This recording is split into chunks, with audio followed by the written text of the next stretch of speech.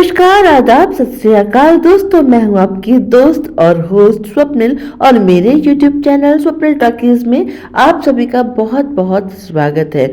आपने अभी अभी कुछ फिल्मों के पोस्टर्स देखे। इन सभी फिल्मों की एक खास बात है, एक कॉमन फैक्टर है कि ये सभी फिल्में एक फिल्मी सुपरस्टार के प्रति एक प्रशंसक की दीवानगी को दर्शाती हैं।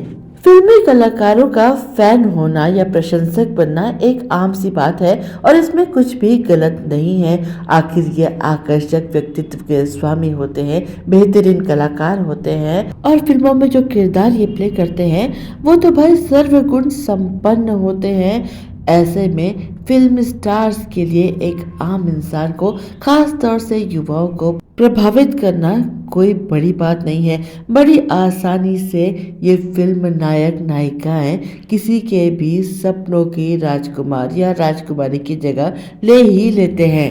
लेकिन बात अगर यहीं तक रहे तो ठीक है, लेकिन कई बार युवाओं में फिल्मी कलाकारों के प्रति दीवानगी इस हद तक बढ़ जाती है कि वो उनके साथ एक सेल्फी लेना, उनकी एक झलक पाना, इसे ही अपने जीवन का मकसद बना लेते हैं और कई बार तो उन्हें पाने की आशा भी करने लगते हैं। ये भूल जाते हैं कि सितारों की चमक दूर से ही अच्छी लगती है, उन्हें छूने की आशा करना बेवकूफ़ी है। आज मैं आपके लिए एक ऐसा ही किस्सा लेकर आई हूँ। ये एक सच्चा किस्सा है जिसमें एक दीवाने फैन ने एक फिल्म तारिका से शादी करने का ख्वाब देखा था और इस ख्वाब को पूरा करने के लिए वो सरहद पार करके हिंदुस्तान तक चला आया। आप जानना चाहते होंगे कि कौन है वो फैन और कौन है वो तारिका। तो भाई ये किस्सा है आज से लगभग 75-80 साल पुराना। सन 40 और 50 के दशक में हिंदी फिल्म इंडस्ट्री को पहली सुपरस्टार एक्ट्रेस मिली थी जिसका नाम था सुरैया। वो पास रहे या दूर रहे, नजरों में समाए। तू मेरा चांद, मैं तेरी चांदनी, मैं तेरी तू मेरा बालम। बेमिसाल खूबसूरती, बेहतरीन अदाकारी और सुरीली आवाज की स्वामिनी सुरैया ने सन 40 और 50 के दशक में फिल्म इंडस्ट्री में तहलका मचा दिया था। वो हिंदी फिल्म इंडस्ट्री की पहली सुपरस्टार एक्ट्रेस सिंगर थी। ये कैसी अजब दास्तां हो गई है, लाई खुशी की दुनिया, और अभी मचा दूं शोर तो बोलो। मात्र 17 साल की उम्र में सुरैया के स्टारडम का यह आलम था कि उस जमाने के highest paid actor Dilip Kumar, Ashok Kumar, Dev Anand को भी उन्होंने पीछे छोड़ दिया था। जी हाँ, उन्हें इन सब से ज़्यादा रेट मिलता था। सन 40 और 50 के दशक में ना तो इंटरनेट था, ना ही मीडिया इतना स्ट्रॉन्ग था, ना ही सोशल मीडिया था, लेकिन इसके बावजूद सुरैया की फ़ैन फॉलोइंग ज़बरदस्त थी। न सिर्फ हिंदुस्तान में बल्कि पाकिस्तान में भी उनके चाहने वालों की संख्या कम नहीं थी। उनकी दीवानगी का आलम यह था कि उनके घर के बाहर पुलिस ऑफिसर्स के एक दल को हमेशा तैनात रहना पड़ता था, क्योंकि उनके दीवाने उनके घर के आसपास उनकी एक झलक पाने को बेताब मंडराते ही रहते थे। सुरैया के हजारों लाखों चाहने वालों में एक दीवाना फैन था मास्टर फिरोजद्दीन। अविभाजित भारत के लाहौर शहर में मास्टर फिरोजद्दीन नाम का एक लेडीज टेलर हुआ करता था। कहते हैं कि मास्टर फिरोजद्दीन उस वक्त लाहौर का माना हुआ लेडीज टेलर था और उससे कपड़े सिलवाने के लिए लाहौर के बड़े बड़े घरों की महिलाएं बेकरार रहती थी। मास्टर फिरोजद्दीन को फिल्मों का बड़ा शौक था और सुरैया के तो वो दीवाने थे और उस वक्त फिल्म इंडस्ट्री मुंबई और लाहौर दोनों में बराबर रूप से सक्रिय थी। मास्टर फिरोजद्दीन की बड़ी ख्वाहिश थी कि किसी दिन उन्हें किसी फिल्म तारिका के कपड़े सीने का अवसर मिले। उनकी ये ख्वाहिश एक दिन पूरी हुई उनकी एक कस्टमर जो पेशे से फिल्म पत्रकार थी, अपने साथ उस जमाने की टॉप की एक्ट्रेस नूरजहां को लेकर मास्टर फिरोजुद्दीन की शॉप पर पहुंची। वो क्योंकि मास्टर फिरोजुद्दीन की ख्वाहिश से वाकिफ थी, क्योंकि फिरोजुद्दीन अक्सर अपने कस्टमर से अपनी ख्वाहिश का जिक्र करते रहते थे, इसीलिए जानबूझकर वो नूरजहां को अपने साथ उनकी दुकान पर ले आई। अब उस फिल्म जर्नलिस्ट ने नूरजहां के साथ फिरोजुद्दीन की एक तस्वीर भी खींच ली। नूरजहां के साथ तस्वीर खिंचाकर फिरोजुद्दीन तो जैसे धन्य हो गया। उसने वो तस्वीर फ्रेम कराकर अपनी दुकान पर टांग ली, जिससे कि उनकी मार्केट वैल्यू और भी बढ़ गई। खैर, मास्टर फिरोजुद्दीन एक बहुत ही काबिल टेलर थे। नूरजहां के कपड़े उन्होंने इतनी बढ़िया फिटिंग के सिए कि नूरजहां उनसे बहुत प्रभावित हो गई और उन्होंने अपनी बाकी फिल्म स्टार सहेलियों को भी उनको रिकमेंड किया। अब तो काफ़ी सारी फिल्मी तारिकाएं उनकी दुकान पर कपड़े सिलवाने आने लगी। तो ये कहना गलत नहीं होगा कि मास्टर फिरोजुद्दीन उस जमाने में फिल्म स्टार्स के स्टाइलिस्ट बन गए। नूरजहां के अलावा उस जमाने की टॉप की एक्ट्रेस जैसे कि मीना शौरी, रागिनी, जमोला आदि भी उनकी रेगुलर कस्टमर बन गई। फिरोजुद्दीन ने इन सब के साथ तस्वीरें खिंचवाई और अपनी दुकान में लगा ली, लेकिन एक ख्वाहिश मन में ही रह गई कि बस एक बार सुरैया के नाप के कपड़े सीने का मौका भी उन्हें मिल जाए, एक बार सुरैया के दीदार हो जाए। और उनकी ये ख्वाहिश पूरी हो भी गई। हुआ यूं कि सुरैया और कुंदन लाल सहगल की फिल्म परवाना लाहौर में भी रिलीज हुई। ये दोनों सितारे लाहौर आए। फिरोजुद्दीन को जब ये खबर मिली तो सुरैया से मिलने के लिए वो उतावले हो उठे। उन्होंने किसी तरह से त्यागी नाम के एक फिल्म जर्नलिस्ट से दोस्ती की और उसे राजी कर लिया कि सुरैया से उसकी मुलाकात करा दे। मास्टर फिरोजुद्दीन की बेचैनी देखकर फिल्म जर्नलिस्ट त्यागी ने उन्हें लाहौर के एक होटल में ठहरी सुरैया से मिलवा ही दिया। फिरोजुद्दीन अपने साथ सुरैया को तोहफे में देने के लिए एक जोड़ा भी लेकर आए थे, जो उन्होंने खुद सिला था। सुरैया से मिलकर मास्टर फिरोजुद्दीन को ऐसा लगा जैसे उनका सपना सच हो गया। वो बहुत खुश हुए। उन्होंने सुरैया को अपने हाथ का सिला कपड़ा गिफ्ट के तौर पर दिया। पहले तो सुरैया थोड़ा हिचकिचाई, लेकिन फिर उन्होंने मास्टर फिरोजुद्दीन का ये तोहफा कबूल कर लिया और उस ड्रेस को पहनकर भी देखा। फिरोजुद्दीन ने सुरैया के कपड़े इतनी बढ़िया फिटिंग के सिए थे कि सुरैया हैरान रह गई। उन्होंने फिरोजुद्दीन से कहा कि बिना मेरा नाप लिए आपने इतनी बढ़िया फिटिंग के कपड़े कैसे सी दिए। फिरोजुद्दीन ने कहा कि मैंने आपकी फिल्म अनमोल घड़ी 20 बार देखी है और पर्दे पर आपको देखकर ही आपकी फिटिंग का मुझे अंदाज़ा हो गया था। बस तभी मैंने आपकी फिटिंग के कपड़े सी लिए। ये सुनकर सुरैया काफ़ी हैरान हुई और खुश भी हुई। मास्टर फिरोजुद्दीन ने सुरैया के साथ एक फ़ोटो खिंचवाने की रिक्वेस्ट की, लेकिन सुरैया ने उनकी बात नहीं मानी। लेकिन हाँ, अपनी एक तस्वीर में ऑटोग्राफ साइन करके उन्होंने फिरोजुद्दीन को जरूर दे दिया। सुरैया की ऑटोग्राफ की हुई तस्वीर पाकर फिरोजुद्दीन को ऐसा लगा जैसे उनके हाथ कुबेर का खजाना लग गया हो। अब तो उनकी दीवानगी का आलम चरम सीमा तक पहुंच गया।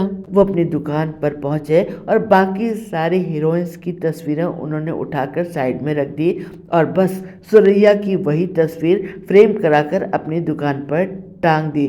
साथ ही साथ सुरैया की फिल्मों के पोस्टर भी अपनी दुकान पर लगाने शुरू कर दिए। अभी तक फिरोजुद्दीन सुरैया के फैन थे, लेकिन सुरैया से पर्सनली मिलने के बाद उनकी खूबसूरती के, उनके व्यवहार के कुछ ऐसे कायल हुए कि वो सुरैया के इश्क में गिरफ्तार हो गए। उन्होंने सुरैया को प्रेम पत्र लिखने शुरू कर दिए और उन सभी प्रेम पत्रों में वो सुरैया को अपने साथ शादी करने की पेशकश भी कर देते थे। फिरोजुद्दीन की सुरैया को लेकर दीवानगी का आलम यह था कि वो मज़ारों पर जाकर सुरैया से अपनी शादी होने की दुआएं मांगते फिरते थे। जल्द ही उनके जानने वालों को भी सुरैया को लेकर उनकी दीवानगी की खबर होने लगी। कुछ नौजवान लड़कों ने फिरोजुद्दीन की इस दीवानगी का फायदा उठाना भी शुरू कर दिया। वो फिरोजुद्दीन की दुकान पर जाते और सुरैया की तारीफें करते और फिरोजुद्दीन इतना खुश हो जाता कि उन लड़कों को बढ़िया सा चाय नाश्ता भी करा देता था। और धीरे धीरे ये रोज की बात हो गई। लोग लोग मास्टर फिरोजुद्दीन की दीवानगी का फायदा उठाने लगे, उन्हें बेवकूफ बनाने लगे और फिरोजुद्दीन बेवकूफ बनते भी रहे खुशी खुशी। कुछ लड़के एक्सपेरिमेंट के तौर पर कभी कभी सुरैया की बुराई भी कर देते थे और तब तो जैसे हंगामा हो जाता था। मास्टर फिरोजुद्दीन सुरैया के बारे में एक भी गलत बात सुनने को तैयार नहीं थे। उन लड़कों की पिटाई कर देते थे या फिर डांट फटकार कर वहां से भगा देते थे। लोग नई नई तरकीब लगाने लगे मास्टर फिरोजुद्दीन की दीवानगी का फायदा उठाने के लिए। कभी उनके पास आकर कोई कहता कि मेरा फला दोस्त मुंबई जा रहा है, कोई काम हो तो बता दीजिए। मुंबई का नाम सुनकर फिरोजुद्दीन खुश हो जाता। वो सुरैया के नाम एक पत्र लिखता, उस पे खुशबू छिड़क कर सुरैया को देने के लिए कहता और इतना ही नहीं, मुंबई जाने का किराया भी वो अपनी ओर से ही दे देता। और हद तो तब हो गई जब किसी चालाक इंसान ने खुद ही सुरैया के नाम से फिरोजुद्दीन को एक खत लिखा। उस खत में सुरैया का नाम लिखकर कहा कि मैं शादी करने के लिए तैयार हूँ, तुम जब चाहे बारात लेकर मुंबई मेरे घर आ सकते हो। अब ये खत पढ़कर तो फिरोजुद्दीन खुशी के मारे पागल हो गया। उसने खत लाने वाले को एक बढ़िया सी दावत भी दे डाली और अगले ही दिन से सुरैया के साथ अपनी शादी की तैयारियों में जुट गया। फिरोजुद्दीन के घर वालों ने जब पूरा मामला सुना तो उसे समझाने की कोशिश की, लेकिन फिरोजुद्दीन किसी की सुनने को तैयार ही नहीं था। घर वालों ने बताया कि सुरैया बहुत बड़ी हस्ती है, इतनी बड़ी सुपरस्टार है, तुम्हारे जैसे मामूली से दर्जी से वो भला शादी क्यों करेंगी? अरे किसी ने मजाक किया होगा। लेकिन फिरोजुद्दीन पर किसी की बात का कोई असर ही नहीं हुआ। वो तो बस अब किसी भी तरह से सुरैया के पास पहुंचने के लिए उतावला हो रहा था। किसी की बात सुनने को तैयार ही नहीं था, इसलिए घर वालों ने भी उसे उसके हाल पर छोड़ दिया।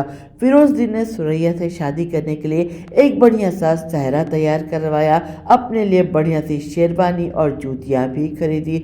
अब चूंकि उस वक्त तक भारत और पाकिस्तान का बंटवारा हो चुका था, इसलिए उसे वीज़ा पासपोर्ट का इंतजाम भी करना पड़ा, लेकिन किसी तरह से उसने ये सारे इंतजाम भी कर लिए। सुरैया की मोहब्बत ने क्या क्या न करा दिया। खैर फाइनली वो दिन आ ही गया जब फिरोजुद्दीन मुंबई यानी कि बॉम्बे पहुंच गए। लाहौर फिल्म इंडस्ट्री से काफी लोग मुंबई शिफ्ट हो चुके थे। उन्होंने अजीज कश्मीरी नाम के एक कहानीकार से मुलाकात की, जिनसे लाहौर में उनकी अच्छी दोस्ती हो गई थी और अब वो मुंबई फिल्म इंडस्ट्री में कहानीकार बन चुके थे। जब अजीज कश्मीरी को उनके आने का मकसद पता चला तो उन्होंने कहा कि तुम पागल हो गए हो क्या? ऐसे फिजूल काम में मैं तुम्हारा कोई साथ नहीं दे सकता। बेहतर होगा कि अपने होश ठिकाने लगाओ और अपने घर वापस जाओ। अजीज कश्मीरी से निराशा मिलने के बाद जाने माने एक्टर ओम प्रकाश साहब से मिले फिरोजुद्दीन। ओम प्रकाश भी लाहौर फिल्म इंडस्ट्री से ही मुंबई आए थे और उनसे भी फिरोजुद्दीन का अच्छा परिचय था। फिरोजुद्दीन की ख्वाहिश सुनकर वो दंग रह गए। उन्होंने फिरोजुद्दीन को समझाते हुए कहा कि सुरैया के साथ तुम्हारी शादी नामुमकिन है, तुम्हें किसी ने बेवकूफ़ बना दिया है, तुम लाहौर वापस चले जाओ, इसी में तुम्हारा भला है। उन्होंने भी फिरोजुद्दीन का साथ नहीं दिया। हर तरफ से निराशा हाथ लग रही थी मास्टर फिरोजुद्दीन के, लेकिन इसके बावजूद उनका हौसला जरा भी कमजोर नहीं पड़ रहा था। फिरोजुद्दीन मुंबई की एक छोटी सी मस्जिद में गए और वहां के मौलवी को पैसा देकर सुरैया और अपनी शादी कराने के लिए राजी भी कर लिया। पैसे हाथ में आए तो मौलवी साहब ने इस बात की परवाह नहीं की कि उछल कर फिरोजुद्दीन चांद लपकने के लिए उनको साथ लेकर जा रहे हैं। वो फटाफट से तैयार हो गए। खैर फिरोजुद्दीन ने मुंबई में ही अपनी बारात के लिए बाराती भी जुटा लिए और ये बाराती वो लोग थे जो सुरैया के घर के आसपास हमेशा मंडराते रहते थे, सुरैया की एक झलक पाने के लिए। सुरैया के एक बार दीदार को ही जो अपनी खुशनसीबी समझते थे, उन्हें सुरैया की शादी में बाराती बनने का मौका मिल रहा था। वो सभी खुशी खुशी राजी हो गए। फिरोजुद्दीन ने बैंड बाजे का भी इंतजाम कर लिया और बस बारात काजी बैंड बाजा लेकर सुरैया के घर के बाहर पहुंच गए। बैंड बाजा बजने लगे। फिरोजुद्दीन साहब सेहरा पहने खड़े थे, अपनी बारात लेकर अपनी दुल्हन को लेने जो आए थे। बैंड बाजे की आवाज सुरैया तक भी पहुंच गई, लेकिन उन्हें ये लगा कि शायद पड़ोस में किसी के यहाँ शादी हो रही होगी। लेकिन जब काफी देर तक ये आवाजें कम नहीं हुई तो उनकी नानी घर के बाहर आई ये देखने के लिए कि माजरा क्या है। पता चला कि बैंड बाजा तो उनके घर के बाहर ही बज रहा है और एक दूल्हा भी सजा धजा खड़ा है। नानी ने पूछा कि तुम लोग कौन हो और यहाँ तमाशा क्यों कर रहे हो? तो फिरोजदीन ने जवाब दिया कि मैं आपका होने वाला दामाद हूँ। अब तो नानी को गुस्सा आ गया। सुरैया के आशिक घर के बाहर मंडराते जरूर रहते थे, लेकिन कोई इतनी हिम्मत कर सकता है ये उन्होंने कभी नहीं सोचा था। उन्होंने गुस्से से धमकाते हुए कहा कि दफा हो जाओ यहाँ से। फिरोजदीन ने फिर वही खत नानी को दे दिया जो उनके हिसाब से सुरैया ने उन्हें लिख कर दिया था। वो खत फिरोजदीन ने खुशबू में डुबो रखा था। नानी के हाथ में वो खत देते हुए फिरोजदीन बोला कि सुरैया ने खुद इस खत में लिखकर मुझसे कहा है कि जब चाहो बारात लेकर आ जाओ। जब दो दिलों ने ये रिश्ता कबूल कर लिया है तो आप बीच में मत पड़िए, आप तो बस दुआएं दीजिए और सुरैया को खुशी खुशी मेरे साथ विदा कर दीजिए। अब तो नानी को और गुस्सा आ गया, लेकिन उन्होंने सुरैया को बुलाया। सुरैया आई तो फिरोजदीन ने अपने चेहरे से सेहरे को हटाकर सुरैया को सलाम किया। सुरैया पहले तो उन्हें नहीं पहचान पाई, फिर उन्हें याद आया कि अरे हाँ, ये तो वही दर्जी है जो लाहौर में मिला था और इसने मेरे नाम के कपड़े सिल कर दिए थे। उसने कहा कि क्या बात है, आप यहाँ क्यों आए हैं और ये क्या तमाशा है? जब सुरैया को पूरी कहानी पता चली तो उन्हें बहुत गुस्सा आया। उन्होंने फिरोजदीन से कहा कि मैंने आपको कभी कोई खत नहीं लिखा है, आप अपनी ओर से ये ड्रामा कर रहे हैं, क्यों परेशान कर रहे हैं हम लोगों को? सुरैया के मामू भी बाहर आ गए। बड़े लंबे चौड़े पहलवान किस्म के इंसान थे। उन्होंने फिरोजदीन को धमकाया और कहा कि दफा हो जाओ यहाँ से। अब साथ में जो कुछ लड़के आ गए थे वो तो फौरन ही दफा हो गए। काजी साहब भी खिसक लिए, रह गए तो फिरोजदीन। अब तक मामू जान ने पुलिस को भी बुला लिया था। अच्छी खासी ठुकाई हो गई बेचारे फिरोजदीन की। पुलिस अलग से उन्हें पकड़कर गाड़ी में बिठाकर थाने ले गई। थाने ले जाकर भी पुलिस ने पाकिस्तान से आए इस दूल्हे को डंडे रसीद करने शुरू कर दिए। पूरी रात थाने में रखा, अच्छी खासी ठुकाई हुई, लेकिन फिर अगले दिन सुरैया की नानी से पूछा कि इसका क्या करना है। सुरैया ने कहा कि इससे माफीनामा लिखवा लो। अगर ये माफी मांग कर दोबारा ऐसी हरकत ना करने की कसम खाता है तो इसे जाने दो, आखिर ये मेरा एक फैन ही तो है। पुलिस को भी लगा कि आखिर मामला दो देशों का है, कहीं कोई बात बड़ी ना हो जाए, तो उन्होंने माफीनामा लिखवा कर फिरोजदीन को वार्निंग देकर छोड़ दिया। फिरोजदीन की भी अकल अब तक ठिकाने आ चुकी थी। उसने कान पकड़े और वापस लाहौर चला गया, लेकिन वहां जाकर उसने किसी को ये नहीं बताया कि उसके साथ क्या क्या हुआ। उसने यही कहा कि सुरैया तो मुझसे शादी करने के लिए राजी थी, लेकिन उनके परिवार वाले राजी नहीं हुए, इसीलिए शादी नहीं हो पाई। कहते हैं कि मास्टर फिरोजदीन जब तक जीवित रहे सुरैया से ही मोहब्बत करते रहे, उन्होंने किसी और से भी शादी नहीं की। दोस्तों, आप तक ये किस्सा पहुंचाने का मकसद किसी की भावनाओं का मजाक उड़ाना हरगिज नहीं है। मास्टर फिरोजदीन की भावनाओं की हम कद्र करते हैं, लेकिन मैं सिर्फ इतना जरूर कहना चाहूँगी कि फिल्मों के ये कलाकार कड़ी मेहनत करके अपनी काबिलियत से जीवन में एक मुकाम हासिल करते हैं। ये नहीं भूलना चाहिए कि ये भी हमारी और आपकी तरह एक इंसान है। वो कोई देखने या हासिल करने की वस्तु नहीं है। उनके हुनर, उनके कला की कद्र कीजिए, लेकिन अगर उन तक पहुंचना चाहते हैं तो उनके टक्कर की मेहनत करिए, उनकी बराबरी करके दिखाइए। सिर्फ अपने घर में बैठकर चंद खत उनके नाम लिख कर ये सोच लेना कि वो भी आपके इश्क में गिरफ्तार हो जाएंगे, ये सोच अपने आप में गलत है। दोस्तों, उम्मीद करती हूँ कि आज का वीडियो आपको पसंद आया होगा।